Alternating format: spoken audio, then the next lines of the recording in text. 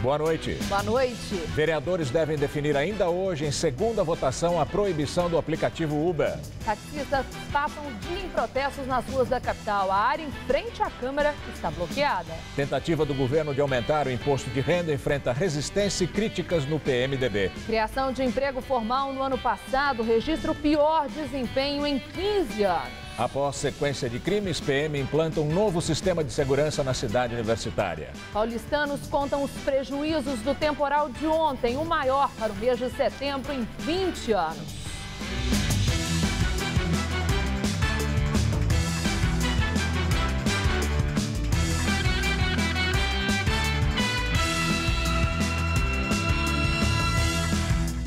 Taxistas protestam na Câmara Municipal que vota hoje pela segunda vez o projeto de lei que proíbe o aplicativo Uber na cidade de São Paulo. A repórter Carla Rodeiro está lá, acompanha a manifestação e tem outras informações. Boa noite, Carla. Olha, a votação ainda não aconteceu e os trabalhos foram interrompidos agora há pouco por uma reunião de comissões. Os vereadores ainda estão discutindo a matéria. A expectativa é que a votação aconteça ainda dentro de 30 ou 40 minutos. Ali nas galerias, olha, elas estão cheias de taxistas que vieram pressionar pela aprovação do projeto que proíbe o serviço de aplicativos que concorre com os táxis. Bem, desde o fim da manhã, durante também toda a tarde, os taxistas se movimentaram pela cidade, saíram em comboios de vários bairros e prejudicaram bastante o trânsito. Veja na reportagem. Taxistas enfileirados tomaram os arredores da Câmara Municipal. O movimento bloqueou o trânsito na região durante a tarde. Mais cedo, comboios que partiram dos bairros interromperam o trânsito em importantes avenidas. Pressão do lado de fora e no plenário para proibir os serviços de aplicativo que concorrem com os táxis. Os taxistas dizem que estão perdendo passageiros numa disputa que, além de ilegal, é desleal. Eles alegam que nem a empresa do aplicativo, nem os motoristas associados pagam impostos pela prestação do serviço. Na primeira votação, em junho, apenas o vereador Policineto, do PSD, votou contra o projeto.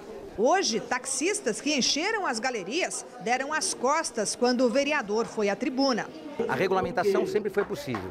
A partir de 31 de julho do ano passado, quando se aprovou o plano diretor, o sistema de compartilhamento foi aprovado no artigo 154. Então, nós já temos a autorização de produzir a regulamentação para o compartilhamento. E aí, a Uber ou qualquer coisa se adaptar ao sistema de compartilhamento na cidade de São Paulo. Do outro lado da galeria, uma faixa em alusão aos 500 mil usuários que o Uber diz ter no Brasil. E a frase que defende o direito de escolha. Aliás, o aplicativo ofereceu corridas de graça hoje durante o protesto dos taxistas. Já tem muitos profissionais que estão há 10, 15 anos aguardando um alvará. Eu acho que o direito adquirido é desses profissionais que já estão há 10, 15 anos. E ainda nesta edição do Jornal da Gazeta, você terá outras informações sobre a votação desse projeto na Câmara Municipal. O Ministério Público abriu inquérito para investigar o destino do dinheiro das multas de trânsito aplicadas em São Paulo. A investigação começou a pedido de um dos promotores de patrimônio público. Em nota, a Prefeitura de São Paulo disse que ainda não foi notificada e que vai prestar todas as informações que forem solicitadas. Por lei, do total arrecadado das multas, 5% são destinados ao Fundo Nacional de Segurança e Educação de Trânsito. O restante é aplicado em melhorias no trânsito, fiscalização e programas de educação. A CT aplicou mais de 6 milhões de multas no primeiro semestre deste ano, o que representa um aumento de 22% em relação ao primeiro semestre de 2014. 49 anos, foi atropelada hoje pela manhã na ciclovia da Avenida Liberdade, na região central. Ela teve um ferimento na cabeça e foi socorrida em um hospital da região. Ela passa bem. Ao jornal Folha de São Paulo, o ciclista que atropelou a mulher e não quis se identificar, disse que ela atravessou fora da faixa. A tentativa do governo de aumentar o imposto de renda enfrenta resistência no PMDB, o principal partido de sustentação da base aliada no Congresso. A proposta de aumentar o imposto foi anunciada ontem pelo ministro da Fazenda, Joaquim Levy. Segundo ele, a medida pode ser um caminho para melhorar as contas públicas, hoje deficitárias. Para o presidente do Senado, Renan Calheiros, do PMDB, o governo precisa cortar gastos antes de aumentar impostos. Em primeiro lugar, vem o dever de casa, que é cortar a despesa e dar eficiência ao gasto público. O presidente da Câmara, Eduardo Cunha, também do PMDB, chamou esse debate de falta de inteligência inominável. Eu acho que é uma estratégia de desgaste do governo. Eu acho que eles estão se autodestruindo, porque você está fazendo Maquiavel ao contrário. Você está fazendo mal aos poucos, o que é pior, sem concretizá-lo. Você ameaça o mal. Então, é de uma falta de inteligência inominável. Não tem chance de prosperar. Só pode ser uma estratégia contra o governo. Ontem, o vice-presidente da República, Michel Temer, presidente licenciado do PMDB, já havia criticado a proposta de Lévy. O meu tributo é só em última hipótese, descartável desde já. Nós temos que evitar remédios amargos, né? Nós temos que verificar se for possível, simplesmente cortar despesas, a tendência é esta. O governador de São Paulo, Geraldo Alckmin, do PSDB, também criticou a proposta e defendeu cortes para equilibrar as contas. No momento de retração da atividade econômica é o que há de pior, porque você aumenta o custo Brasil. Aumenta o custo Brasil, diminui a renda das pessoas, não é o ideal. O ideal é que houvesse um esforço grande, não é fácil, não é obra de um dia, mas é o ideal. Direto de Brasília, Josias de Souza fala sobre a relação entre PMDB e a presidente Dilma Rousseff. O PMDB, supostamente o principal aliado do governo, decidiu encurralar a presidente da República.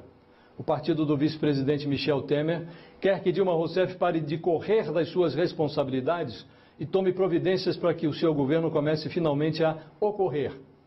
Dilma diz que a gravidade do momento exige uma travessia com remédios amargos.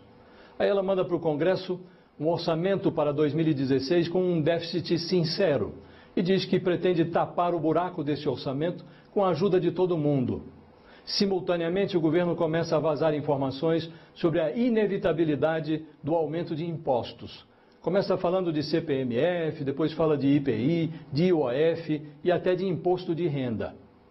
Num jantar com Michel Temer e com os governadores do PMDB, os caciques do partido no Congresso forçaram a unificação do discurso.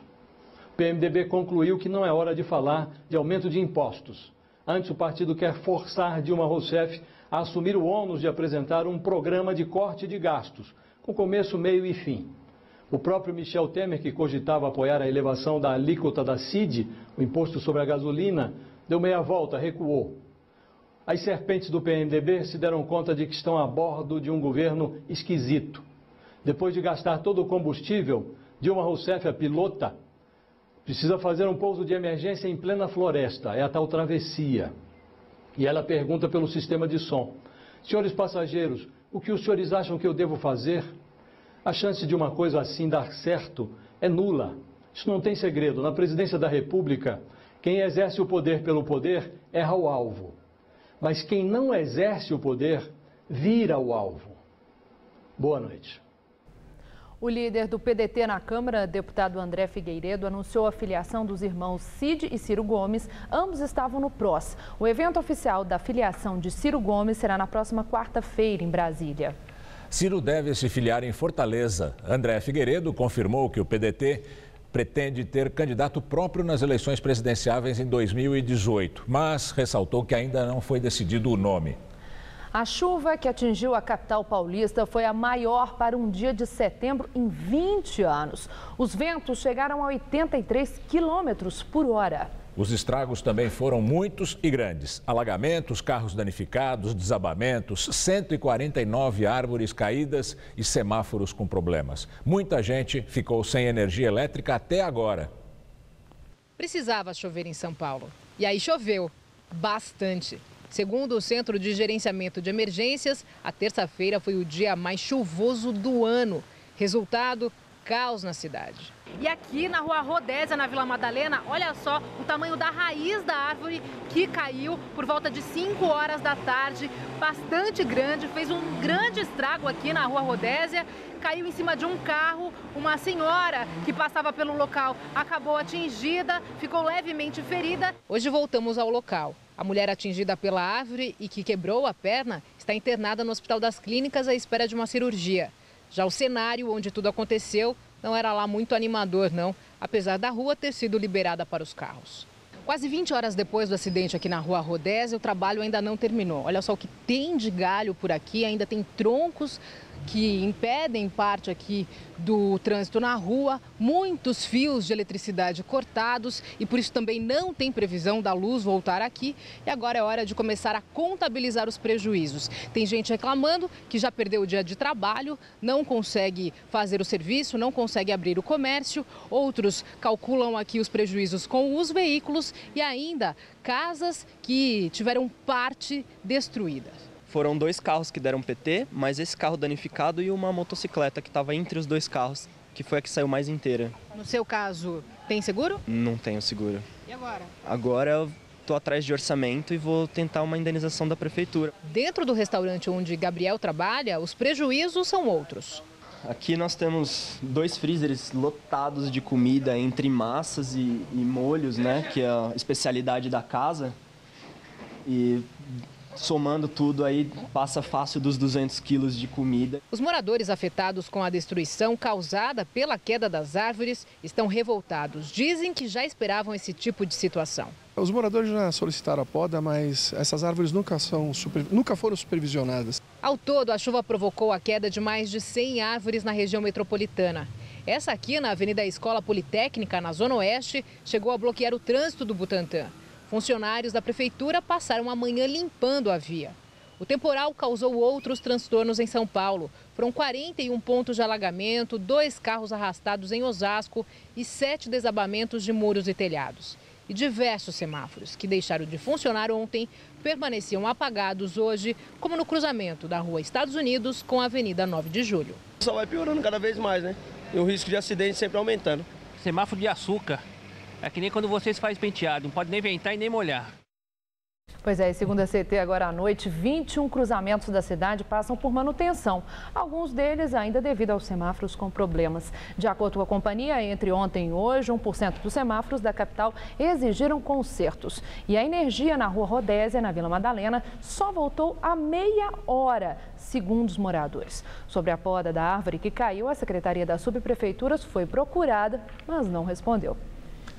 E a forte chuva de ontem também provocou muito transtorno no interior paulista. Na região centro-oeste paulista, os maiores estragos foram registrados em Marília.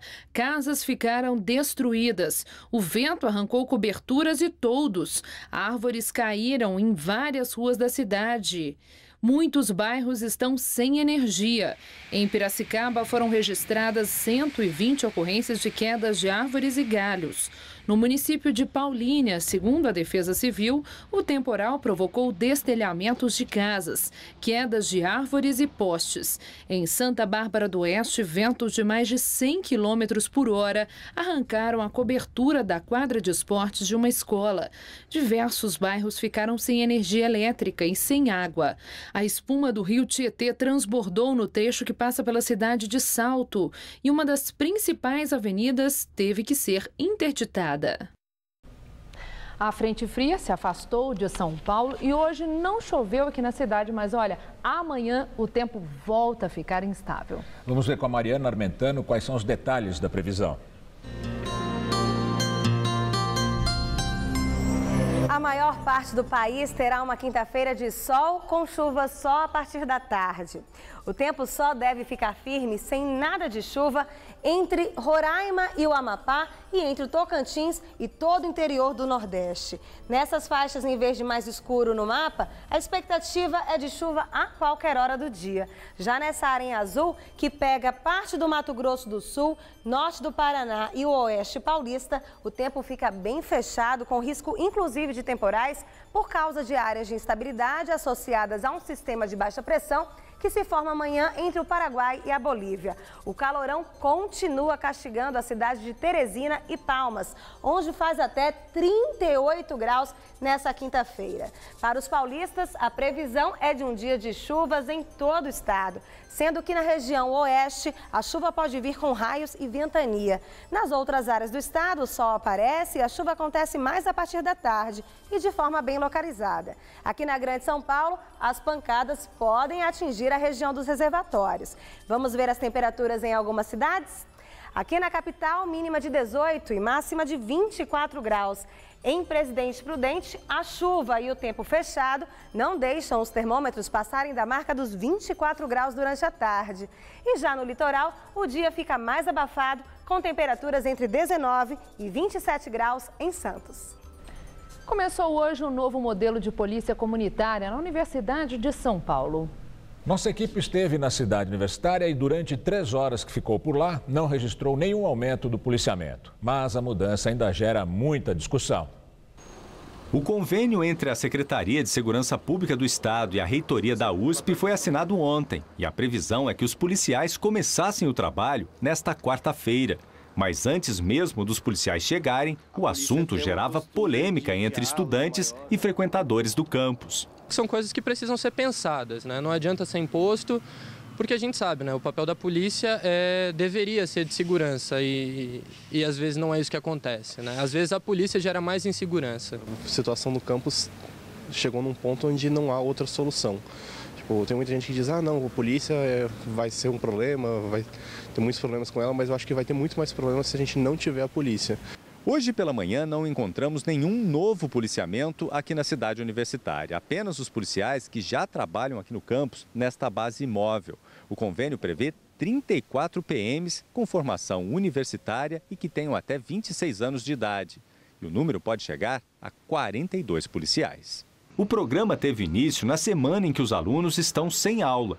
Em nota, a PM informou que o modelo de policiamento comunitário já começou e será realizado de acordo com a avaliação da Polícia Militar e a dinâmica das atividades acadêmicas.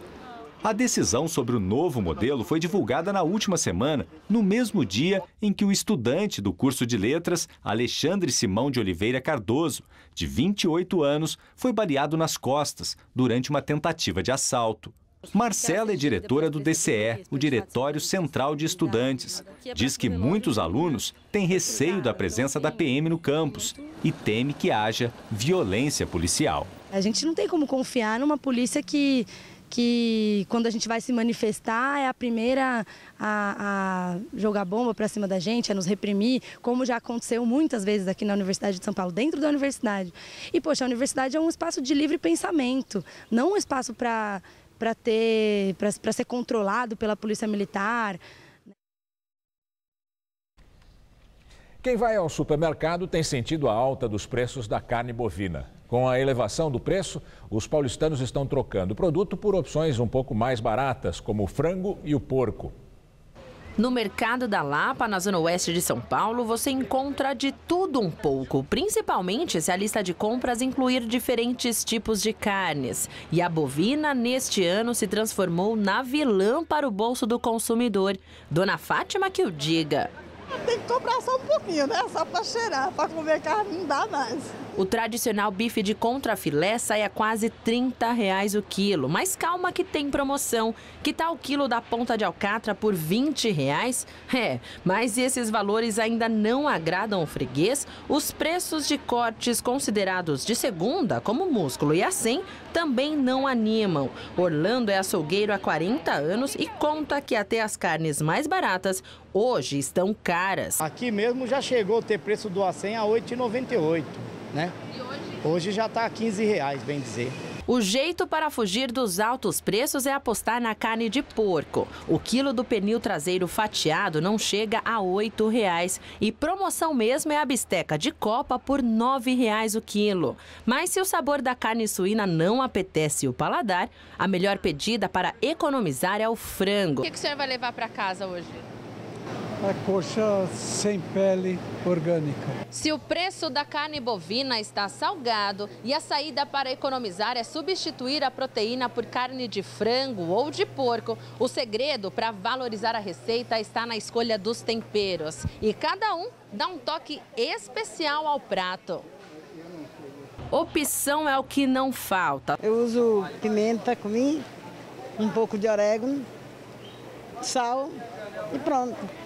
Tem que saber fazer, temperar, deixar marinando para pegar o tempero, o sabor. A produção industrial brasileira recuou em 11 das 15 regiões pesquisadas pelo IBGE em julho. A comparação foi feita com o mesmo mês do ano passado. A média da produção nacional recuou 8,9% no mês. Aqui em São Paulo, a queda foi mais forte, 12%. A produção das indústrias paulistas é a menor desde dezembro de 2008, no auge da crise financeira internacional.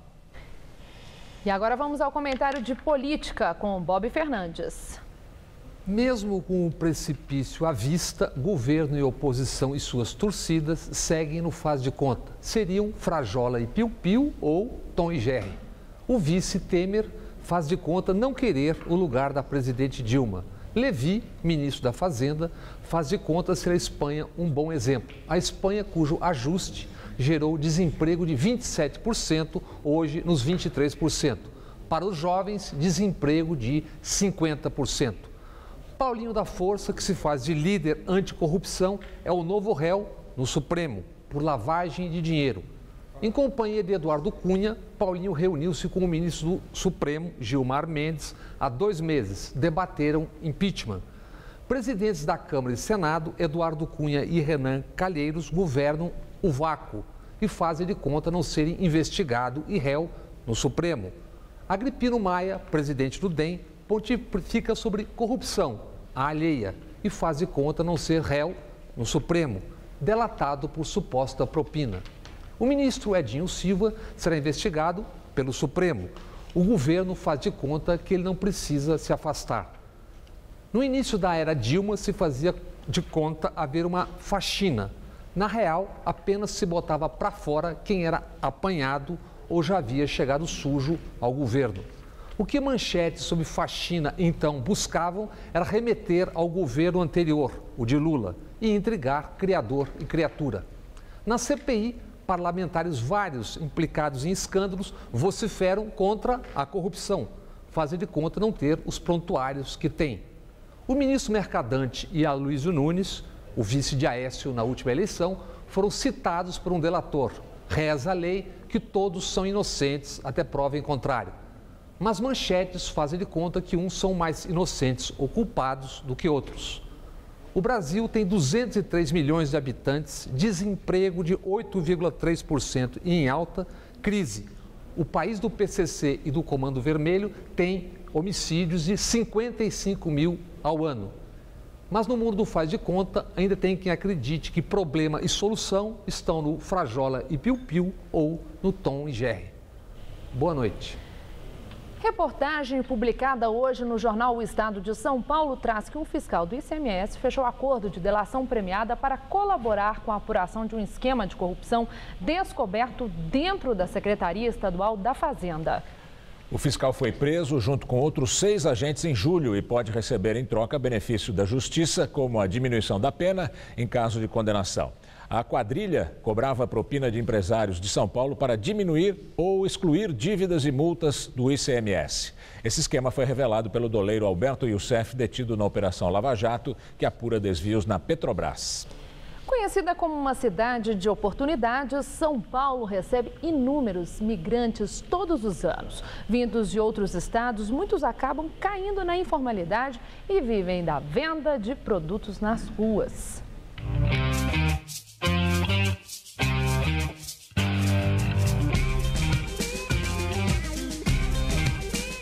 Você é de onde? Sou de Maceió. Eu sou de Mossoró, Rio Grande do Norte. Curitiba, Paraná. Da Remanso.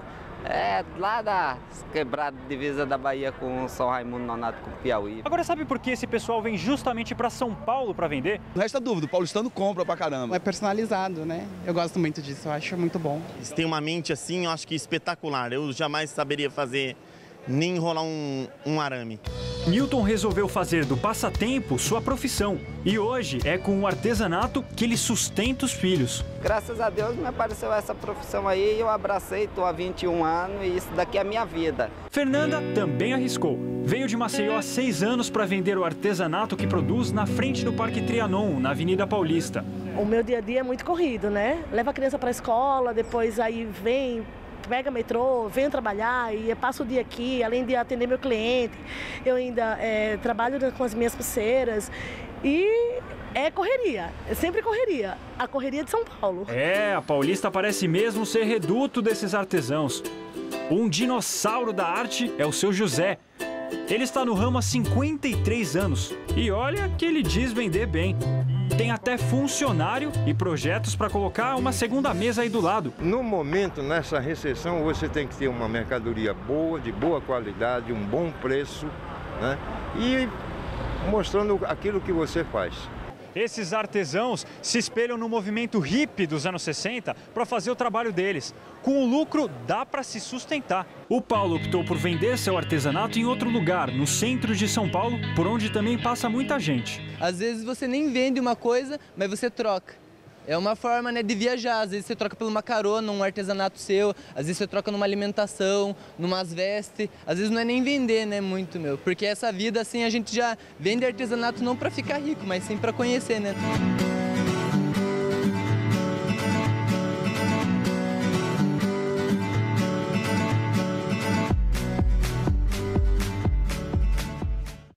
Brasil tem nota rebaixada por agência de classificação de risco.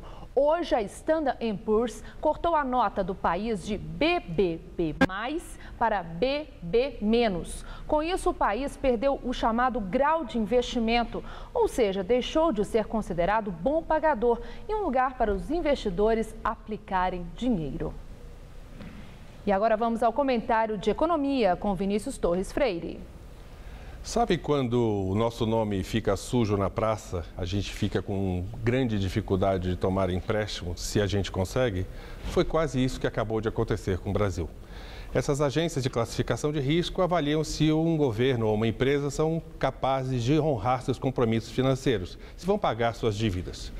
Se uma delas diz que o Brasil é um grande candidato a dar calote, se o governo do Brasil é grande candidato a dar calote, as taxas de juros ficam mais caras, tanto para o país como para as empresas do país. Ou seja, tomar empréstimos, rolar a dívida, fazer novos financiamentos ficou mais difícil.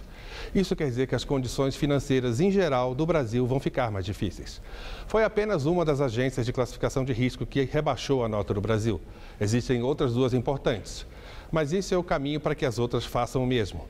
Várias empresas lá de fora, bancos e fundos de investimento, não podem emprestar para países que não têm o selo de bom pagador. Com essa notícia, o que deve haver agora é alta de juros geral. Provavelmente a gente vai ter um caos amanhã no mercado, com alta do dólar, subidas dos juros, e o governo vai entrar num desespero ainda maior para poder fechar as suas contas.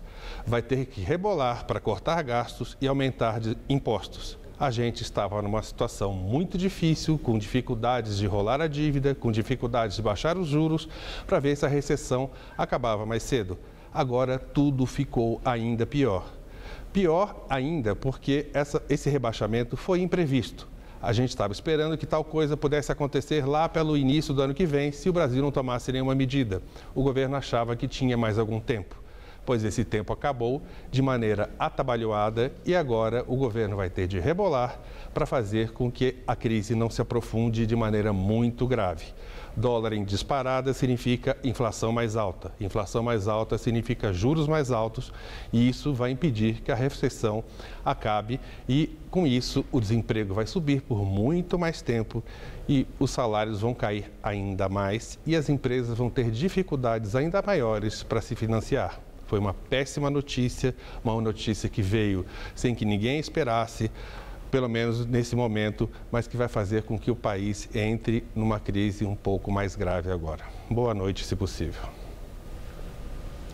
A CPI do BNDES na Câmara dos Deputados aprovou a convocação do empresário Ike Batista, do ex-presidente da Camargo Corrêa, Dalton Vancini, e de Taiguara Rodrigues dos Santos, sobrinho da primeira mulher do ex-presidente Lula. A empresa de Taiguara, Energia Brasil, foi contratada pela Odebrecht para obras numa hidrelétrica em Angola. Ele é suspeito de tráfico de influência no BNDES. Segundo deputados da CPI, ele integrou a comitiva de Lula em viagens à África e a Cuba, onde o banco financiou obras de infraestrutura. A CPI rejeitou a convocação dos empresários Wesley e Joesley Batista, da JBS. A empresa, a JBS, é uma das maiores doadoras de campanhas políticas e uma das principais beneficiárias de empréstimos do BNDES nos últimos anos. O juiz Sérgio Moro volta a defender a prisão de condenados em segunda instância por crimes graves. Ele argumentou que o sistema de recursos em liberdade favorece a impunidade. Moro participou da audiência pública na Comissão de Constituição e Justiça do Senado. Atualmente, a prisão só acontece quando o processo termina, com o julgamento de todos os recursos, ou quando serve para garantir a ordem pública ou econômica. A mudança, se for aprovada no Congresso Nacional, valerá para os crimes de tráfico de drogas, tortura, terrorismo, corrupção ativa e passiva, peculato e lavagem de dinheiro. O problema do nosso sistema atual é que muitas vezes uma pessoa que é culpada e é condenada acaba vencendo pela inércia. Por quê? Porque recorre mesmo sem ter razão e até que o Tribunal Superior, em decorrência do abarrotamento de processo que ele tem, possa afirmar isso, transcorrem-se anos. E que gera essa impunidade e, eventualmente, até a prescrição do processo. O ex-presidente Luiz Inácio Lula da Silva participa em Buenos Aires da inauguração de uma unidade de pronto atendimento de saúde inspirada no modelo brasileiro e que leva o nome dele. A cerimônia, com a presença da presidente argentina Cristina Kirchner, transformou-se num ato em apoio ao candidato da situação nas eleições presidenciais de 25 de outubro. Durante o discurso, Lula agradeceu a homenagem feita por Daniel Scioli, governador da província de Buenos Aires e candidato à presidência da República. Ele é apoiado pela presidente Cristina Kirchner e lidera as pesquisas de intenção de voto, mas não tem a vantagem necessária para derrotar em primeiro turno o opositor, Maurício Macri. Lula exaltou o papel de Cristina Kirchner e disse esperar que Scioli dê continuidade ao projeto que ela ajudou a construir desde 2003 e que, segundo ele, mudou a Argentina. O projeto que fez pela primeira vez Argentina e Brasil compreenderem que os dois países são inseparáveis e que um precisa do outro. A única coisa que nos divide hoje é se Maradona é melhor do que Pelé ou se Messi é melhor do que Neymar.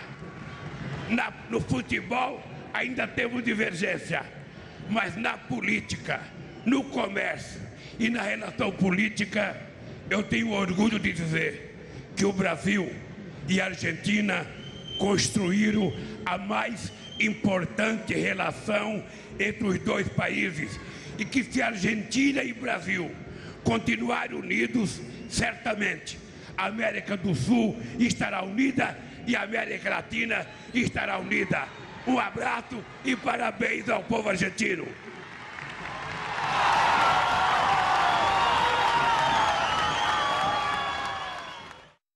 Na entrevista do dia com Maria Lídia Flandoli, a análise dos múltiplos vetores da crise brasileira. Entrevisto hoje o ex-ministro dos Direitos Humanos do governo Lula, Paulo Vanucchi, petista histórico, diretor do Instituto Lula e membro da Comissão Interamericana de Direitos Humanos da Organização dos Estados Americanos, a OEA. Muito obrigada por estar conosco. Eu te agradeço. Bom, nosso assunto é crise. Nosso assunto é crise. Logo depois da presidente Dilma ter admitido a necessidade de remédio amargo, de ajuste, inclusive, dos programas sociais à verba orçamentária. O presidente Lula, no Paraguai, falou que é necessário a priorização dos pobres, que é necessário lembrar que no governo dele foram os pobres que movimentaram a economia porque foram transformados em consumidores. Quando o presidente Lula disse isso, a ideia que dá é que ele faz a sugestão para isso acontecer agora. Nada de corte de programa social nesse ajuste. O senhor acredita que aquela política que foi realmente providencial na época da grande crise possa ser aplicada num momento como agora? Acabamos de ouvir a notícia do rebaixamento da nota de risco do país e a economia estagnada e na situação tão difícil que vivemos. Mas, Lídia, eu acho que o presidente Lula já fez declarações se colocando a favor da necessidade de ajuste. Ele mesmo praticou ajuste no primeiro ano do seu primeiro mandato. Agora, o recado de ontem, no Paraguai, no programa Bolsa Família de lá, com o presidente paraguaio, e hoje na Argentina, com Scioli e Cristina, é mandar um recado que é a opinião dele, a alma de Lula. Quer dizer, se for para fazer ajuste, o que tem de preservar são esses programas coração das mudanças do Brasil no seu período de governo. Corte tudo o que for necessário, mas não pode cortar no combate à fome e à extrema pobreza. Eu penso que é isso, embora eu reconheça que aparece como uma contradição dele com o discurso de Dilma. Eu fiquei com a ideia até que parecia uma advertência, uma espécie de pito em Dilma, porque Lula falou uma frase que eu destaquei aqui. Ele disse, é uma questão de opção, de definição de política e social. Quer dizer, ele chamou a atenção de Dilma firmemente. Bom, ele manifestou a opinião dele, porque, é claro, o Lula tem com Dilma uma relação que ele já disse, a vitória de Dilma é a vitória dele, a derrota de Dilma é a derrota dele. Agora, eles não pensam absolutamente igual, ninguém pensa igual a outra pessoa e, nesse momento, ele busca, em inúmeras declarações, balizar, eu não diria pito, mas dizer, olha, tem uma alma, tem um coração central nessa política, nesse projeto. Precisa fazer ajuste? Faça, vamos fazer. Agora, o ajuste ele não pode ser uma coisa que é estabelecido de uma maneira linear, em que os mais pobres pagam mais. Então, ele aproveita a viagem ao Paraguai, Argentina. Primeiro recado, pró-Mercosul, tem de continuar o Mercosul, esse discurso dele agora com relação à Argentina. E ele também manda um recado para perguntarem, você concorda com todas as posições de Dilma? Ele vai dizer, não concordo nem discordo, a minha opinião é de que não pode cortar programa como Bolsa Família, como FIES, os programas de inclusão social, aqui no Paraguai, na Argentina, onde for. O tom do presidente é tom de campanha. Ele está em campanha para 2018. Ele diz que não, que tal, não sei o quê, mas também diz que se preciso for, ele está firme e será candidato. Porque ele pode falar tudo isso que o senhor disse agora, já que ele e Dilma têm uma relação tão próxima e muito respeitosa, e ele fala para ela o que ele quiser falar, em particular. Quando ele fala em público, ele está em campanha? Não, em campanha eu diria que não, porque no caso lá a quantidade de eleitores no Paraguai e na Argentina é muito pequena. Mas o Brasil ele tá agora, vai nesse saber momento, disso. ele está fazendo muito mais campanha para o Scioli, é evidente. O Scioli é o governador de Buenos Aires, é o candidato que lidera as pesquisas e ele tem um opositor que é o Macri, que é o candidato neoliberal da direita argentina. Então, o evento tem característica de campanha. Ele conversa com a Dilma e fala com ela. Agora, o jeito do Lula falar, numa plenária de multidão, como nós vimos na imagem, é o do líder sindical, o do líder popular. Então, o tom é esse, você notou que a voz está um pouco mais rouca, não estava semana passada, pode ser a questão do frio de lá. Agora, essa posição dele, ele tem repetido no encontro com petroleiros, no encontro com a CUT, com o movimento do Sem Teto. Ele defende Dilma, repete a frase que nós lembramos agora, mas ele insiste na ideia de que o que há de mais sagrado na sua história de vida, na história do seu governo, são os seus programas de inclusão social. Não mexa nisso. E a presidente Dilma? Outro dia, o ex-presidente Fernando Henrique Cardoso comparou a situação de fragilidade política de Dilma Rousseff com a de João Goulart, às vésperas do golpe de 64, com a de Collor, né, naquela fase que antecedeu a renúncia para evitar o impeachment.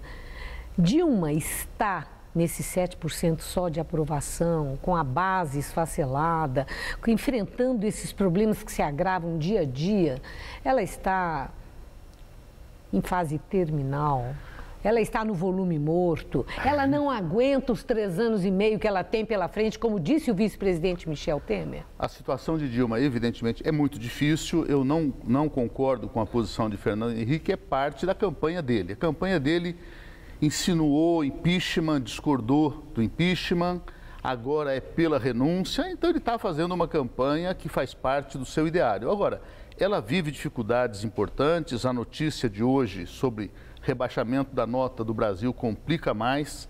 Agora, evidentemente, o Brasil está colocado diante de uma busca de saída racional, democrática ou emocional, eu diria até paranoica, histérica. Mas passou essa fase, não passou? Não passou. Eu acho que há uma comparação entre 2010, o último ano de Lula, era um ano que esse país gostava mais de si mesmo e as pessoas se respeitavam mais. Hoje nós temos um esgarçamento de relações sociais. Há um nervosismo, uma tensão que vai para a política. Outro dia eu vi alguém no ABC, não conseguia fazer a manobra de baliza do carro, as pessoas buzinaram, ele ficou 5 minutos, pôs a cara para fora e falou também com esse PT no governo, não é possível, porque ele não conseguiu fazer a baliza.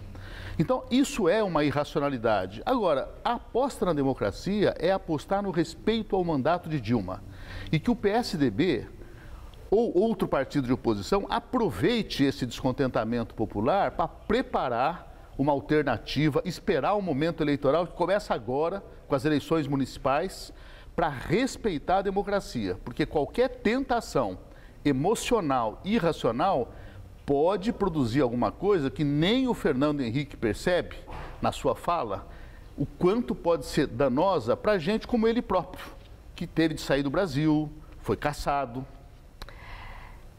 Uma última questão. Corre a boca pequena que muitos dos desacertos do governo Dilma, de um certo vai não vai, que ela diz que vai fazer uma coisa, depois diz no dia seguinte, que tudo isso tem uma relação pela falta de habilidade do ministro-chefe da Casa Civil, Aloysio Mercadante, e que no PT e o próprio presidente Lula, tudo que vocês querem é que Dilma tire Mercadante da Casa Civil. Lula chegou a pedir a Dilma para tirar Mercadante da chefia da Casa Civil? Eu aproveito para dar um recado aqui para nossas espectadoras, para explicar melhor essa história. O que o Lula defende, e defende claramente, é a inadequação da figura de Mercadante para um trabalho de habilidade de negociação política, quando falta a Dilma, o que ele sempre disse, Lula sempre disse, falta a Dilma da Dilma. Eu tinha a Dilma, a pessoa que coordenava. Ninguém coordena. Faça o Mercadante ser esse coordenador, a pessoa voltada para dentro, para supervisionar, para que os ministérios não façam desencontros, como tem ocorrido. Mas pediu a cabeça dele? Não, só nesse sentido, estritamente no sentido de ele ser o chefe da Casa Civil, que se concentre na coordenação de governo, deixando a conversação com o PMDB, com outros partidos, para pessoas que são reconhecidas por mais habilidade. Então, sugestões a mídia já negocia, já coloca. Por exemplo, Jacques Wagner é uma pessoa que todo mundo respeita pela capacidade de diálogo, de conversar. Então, não tem nada de especial contra Mercadante e eu, pessoalmente, acho injusto transformar Mercadante num bode expiatório, porque é uma pessoa de qualidades, de reconhecimento, já demonstrou isso numa trajetória. O problema é só de adequação maior ou menor do posto à figura política. Muito obrigada por sua entrevista. Uma boa noite. Obrigado a você, boa noite. Gamberini. O ministro Celso de Mello, do Supremo Tribunal Federal, ainda não decidiu se vai abrir inquérito contra o ministro da Casa Civil, Aloysio Mercadante, e o senador Aloysio Nunes Ferreira, do PSDB. Os dois foram citados na delação premiada do dono da empreiteira UTC, Ricardo Pessoa. Mello afirmou que ainda está estudando o depoimento do empreiteiro e o ministro disse ainda que se a investigação for autorizada, não significará que Mercadante e Nunes são culpados. Os dois negam as acusações. E você vai ver a seguir as informações dos times paulistas que jogam hoje no Brasileirão. E a crise de imigrantes na Europa. O presidente da Comissão Europeia pede que os países aceitem sistema de cotas para abrigar os refugiados. São Paulo está em transformação, com um grande conjunto de obras contra enchentes onde a cidade mais precisa.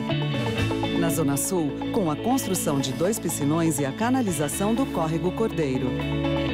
Na Zona Oeste, com a ampliação da capacidade de drenagem dos córregos Sumaré e Água Preta. É assim que transformamos São Paulo numa cidade mais moderna e mais humana. Prefeitura de São Paulo, fazendo o que precisa ser feito. Nesse mundo tudo evolui. A moda evoluiu. Os carros evoluíram. Os tratamentos de beleza também evoluíram. E make-up anti-sinais. Uma combinação de creme e cápsulas. O creme atinge as camadas mais profundas da pele e as cápsulas agem onde os cremes não chegam. Resultado? Com o make-up anti-sinais, os sinais da idade não aparecem. E make-up anti-sinais. A evolução no tratamento de beleza. Não importa o continente, o endereço ou a distância. Com o Sedex Mundi, os Correios oferecem para você uma rede internacional de entregas em mais de 200 países. Sedex Mundi é o mundo logo ali e com o mesmo padrão de qualidade. A sua encomenda entregue no prazo combinado. Hi there. Chef. Bem na hora. Let's go, everybody. We'll open in 30 minutes. Serviços internacionais. O mundo mais perto de você. Se você quer estudar jornalismo, relações públicas, publicidade e propaganda ou rádio, TV e internet, a Faculdade Casper Liber é o seu lugar. Quer conhecer? Eu te levo! Aqui a gente aprende na sala de aula e também em laboratórios de rádio, fotografia, edição de imagens e estúdios de TV. Você também pode colaborar em revistas, sites, programas de TV e rádio laboratoriais. E tem oportunidade de estágio dentro da Fundação Casper Libero. São mais de 60 anos de tradição numa localização incrível. Faculdade Casper Libero, formando os melhores profissionais da comunicação. Quer saber mais? Acesse nosso site. Depois dos ajustes necessários, o Brasil vai avançar ainda mais. Na nova etapa do Programa de Investimento em Logística, serão investidos mais de 198 bilhões de reais em parceria com a iniciativa privada. Concessões de rodovias, ferrovias, portos e aeroportos vão impulsionar o crescimento e gerar emprego e renda, além de trazer mais qualidade aos serviços prestados e dar mais competitividade às exportações. Programa de Investimento em Logística. O Brasil vai seguir avançando. Nesse mundo tudo evolui. A moda evoluiu. Os carros evoluíram. Os tratamentos de beleza também evoluíram. E make-up anti-sinais. Uma combinação de creme e cápsulas. O creme atinge as camadas mais profundas da pele e as cápsulas agem onde os cremes não chegam. Resultado? Com o make-up anti-sinais, os sinais da idade não aparecem. E make-up anti-sinais. A evolução no tratamento de beleza.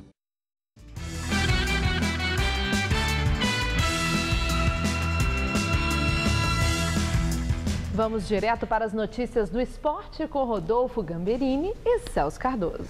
Hoje tem muita bola rodando pelo campeonato, pelo Campeonato Brasileiro. São 7 jogos que movimentam a rodada, hein, Celso? Muitos gols também, né, provavelmente? Sim, essa é a expectativa. Neste momento, por exemplo, estão jogando Ponte Preta e Vasco, em Campinas.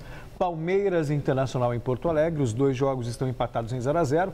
E no outro jogo, o Atlético Mineiro vence o Avaí em Belo Horizonte por 1-0, botando pressão aí no Corinthians, que joga logo mais. Outros 4 jogos acontecem. Veja. Daqui a pouco, às 9 da noite, o Figueirense enfrenta o Atlético Paranaense no Orlando Scarpelli. Às 10 horas, o Corinthians recebe o Grêmio na Arena em Itaquera. Tem Santos e São Paulo na Vila Belmiro, o Clássico Paulista. E no mesmo horário, Curitiba e Fluminense jogam no Couto Pereira. Amanhã, outras 3 partidas. Às 7h30 da noite, Goiás enfrenta o Sport em Goiânia. Às 9h, o Flamengo recebe o Cruzeiro no Maracanã e o Joinville encara a Chapecoense na Arena Joinville. Bom, e claro, um dos destaques dessa rodada de hoje fica por conta do clássico Sansão. É aquele jogo que podemos chamar de 6 pontos, pela proximidade das 2 equipes na tabela de classificação. O São Paulo tem 2 reforços de peso para a partida. O cabelo de Rogério, o Neymar do Nordeste, será que caiu no gosto do técnico Juan Carlos Osório? Bom, faça a sua aposta. Fato é que o São Paulo vive uma boa fase, com vitórias que levaram o time a permanecer no G4. E o técnico do São Paulo contará com o retorno de importantes jogadores do elenco, como Alexandre Pato, artilheiro da temporada, e Luiz Fabiano, recuperado de uma lesão. Clássico com o Santos na Vila Belmiro, onde o São Paulo tem um tabu. Não vence o Peixe há quase 6 anos. Tem um tabu, mas a gente está indo para lá num momento bom. A equipe com confiança, a volta de alguns jogadores importantes que não puderam jogar na última partida. E é um dos estádios que, para mim, por exemplo, eu sempre, antes de jogar lá, eu falo, é complicado, mas não é impossível. E com a qualidade que a gente tem, com a equipe que a gente pode chegar lá e fazer um grande resultado. Bom, Celso, você sabe que o nosso editor é São Paulino, por isso não tem a reportagem do Santos. Mas também não precisa. Na Vila Belmiro, o Santos jogando, tá tudo tranquilo, tudo bem. Não vou te deixar na mão. Vamos falar do Santos então, né? O Santos faz uma campanha surpreendente. Foi campeão paulista, quando pouco se esperava dele. E depois de estar na zona do rebaixamento, está aí brigando para se aproximar do G4. Tem até, eu diria, um certo favoritismo. Porque o aproveitamento da Vila Belmiro é muito bom. Então, o Santos, pelo histórico, né? Pelo histórico da Vila Belmiro, pela campanha que vem fazendo nos últimos jogos. Na Gazeta Esportiva deu 65% de preferência pela vitória do Santos. Do Santos, exatamente. Que mostra que o Santos está com moral, está com prestígio. Corinthians é que vai ter que rebolar. O Atlético já está vencendo por 1-0. Neste momento, a diferença entre Santos ou melhor, Atlético e Corinthians cai para 2 pontos. E o Grêmio, convenhamos, tem um interesse muito grande também, que se vencer, fica a 3 pontos do Corinthians. Tá certo. Bom, e a seleção brasileira foi bem no último amistoso antes das eliminatórias da Copa do Mundo, né? O que você achou? Nem me fale, eu aqui falando que esse é um jogo difícil, né? Não, mas os Estados Unidos jogaram muito mal. Pois é, jogando nos Estados Unidos, a seleção brasileira goleou os americanos e manteve 100% de aproveitamento dos amistosos realizados na era Dunga. Em Boston, a seleção brasileira saiu na frente com este gol de Hulk, aproveitando a tabelinha sem querer de William com a trave. No segundo tempo, o time de Dunga desencantou. Neymar sofreu pênalti, ele mesmo foi para a cobrança. 2-0. Depois foi a vez do meia Rafinha fazer um belo gol. Ainda deu tempo de Neymar, com muita habilidade, anotar o 4º do Brasil. Por fim, Danny Williams acertou um belo chute de fora da área e fechou a conta. Final, Estados Unidos 1, Brasil 4. E o Palmeiras está perdendo de 1-0 para o Internacional em Porto Alegre. Agora, a seleção só convence quando está o Neymar, hein? E amistoso. Né? Vamos ver quando vai valer contra o Chile. Obrigado, Celso. Abraço. Até amanhã. Estela. A Câmara Municipal vota o projeto de lei que proíbe o aplicativo Uber na cidade de São Paulo. A repórter Carla Rodeiro tem as informações. Carla.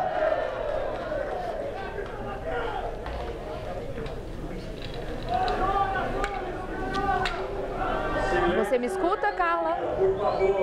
Daqui a pouco vamos entrar novamente em contato com Carla Rodeiro. Perdemos a conexão com ela.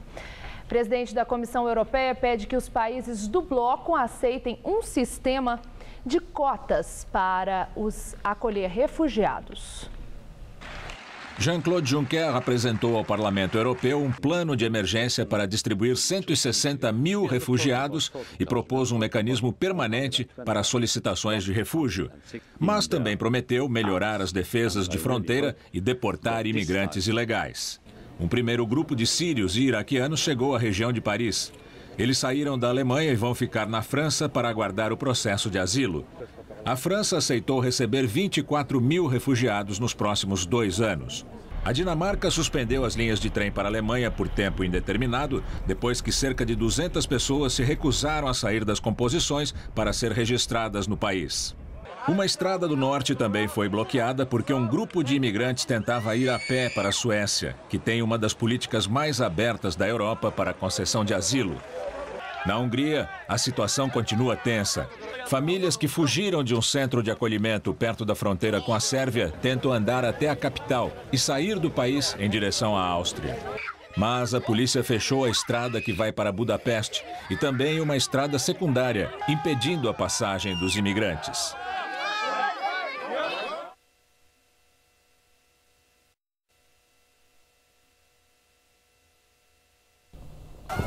A cinegrafista Petra Laszlo, vestida de azul e com máscara, gravava a tentativa de centenas de imigrantes de fugir de um centro de cadastramento perto da fronteira da Sérvia. Ela estava sendo filmada quando deu uma rasteira num homem que corria com o filho no colo. A sequência de fotos mostra a agressão em detalhes. O pai caído sobre o filho e o desespero no rosto do menino. Eles foram levados pelos policiais de volta ao campo. Outro momento da gravação mostra quando Petra chuta duas pessoas que também fugiam. A emissora de televisão N1 TV publicou que o comportamento da cinegrafista foi inaceitável. Informou que ela foi demitida e que a empresa considera o caso encerrado.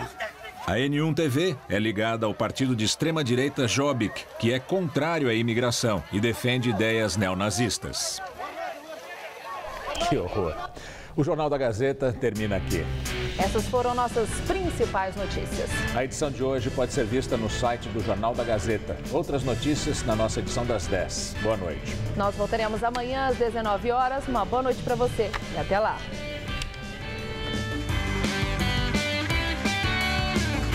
Os temperos dão personalidade a um prato e são tema do Mundo à Mesa. Hoje, 11h30 da noite.